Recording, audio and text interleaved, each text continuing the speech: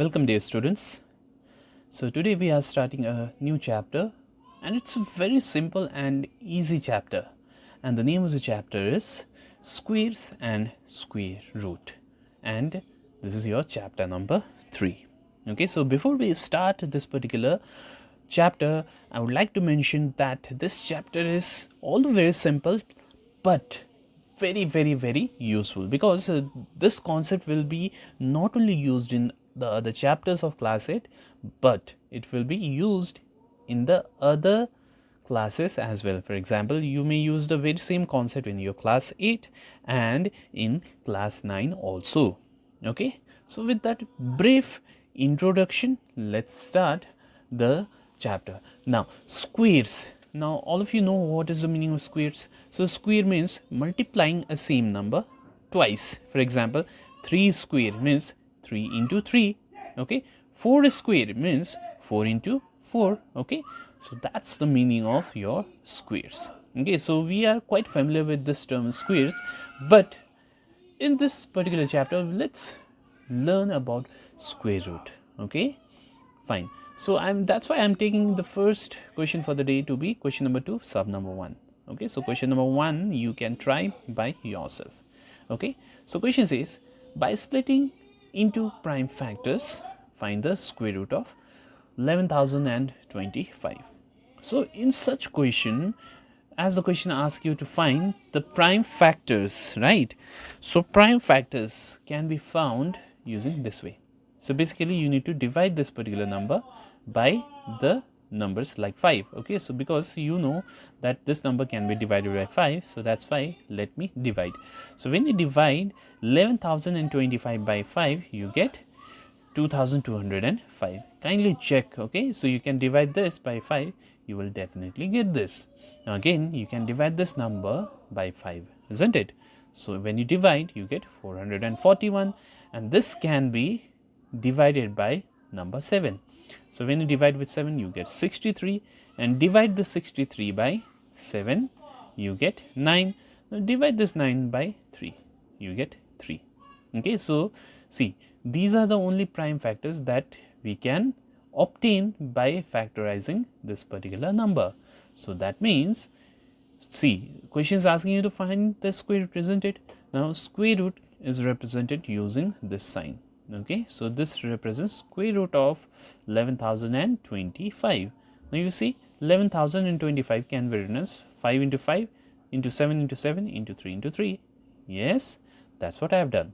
Now the very important step here will be to pair two numbers. Okay, so for example, you see, this is just pairing. Okay, so I have paired 2 5s, 2 7 and 2 3s together. Now we will not write this sign in the next step. Okay, so if I don't write, that time what I need to do is, out of this pairs which we have formed, okay, in each pair we have got 2 numbers, isn't it?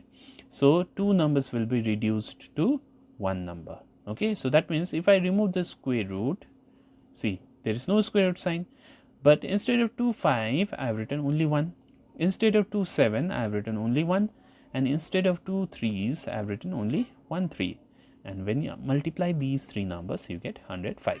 So that means the square root of 11,025 will be 105. In other words, when you multiply 105 2 times, that means if you find the square of 105, you get 11,025. Okay, that's the meaning of this. So you may pause the video and note down your solution. Let's have another question, similar kind of question, where your number is given to you 1,94,481. So let's start factorizing it. So when you divide this number by 3, you get 64,827. This also can be divisible by 3. You get 21,609. Divide again this by 3, you get 7,203. Divide this by 3, you obtain 2,401. Now you won't be able to divide this by 7, so you can divide this by, you cannot divide this by 3, so you can divide this by 7 now. So when you divide this by 7, you get 343. Divide again, you get 49.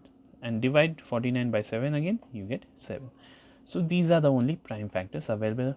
So that's why the square root of this, okay, that is 1,94,481. You know, this number can be written as, how many 3's are there? 1, 2, 3, 4, and how many 7?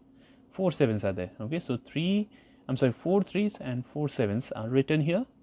Now form the pair. Okay, so I have formed a pair. Now if I remove the square root sign, see, I have not written square root sign. So instead of these two, I have written only 1. Instead of these two, I have written only 1. Instead of these two, I have written 1. And instead of these two, I have written 1. Multiply these numbers, you get your answer to be 441. Okay, isn't it very simple? Only thing is, you need to practice the sums many times.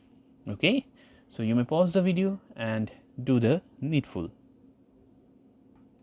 Okay, so I have given you a few homework here. So first is, write down the squares of first 30 natural numbers. Means I am asking you to write the value of 1 squared. How much is 1 squared? 1 into 1, which is 1, isn't it? Next I am asking you 2 squared, which is 2 into 2, which is 4.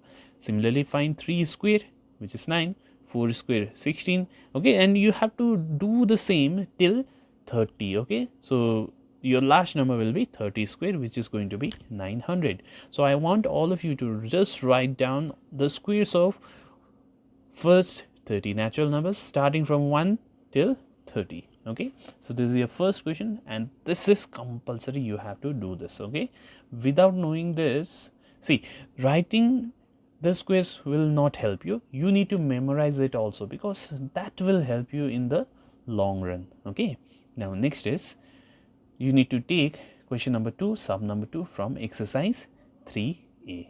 Okay, and it will be better if you try question number 1 also from the very same exercise, where you need to find the squares of the given numbers. Okay, so with this we close for the day. Thank you very much.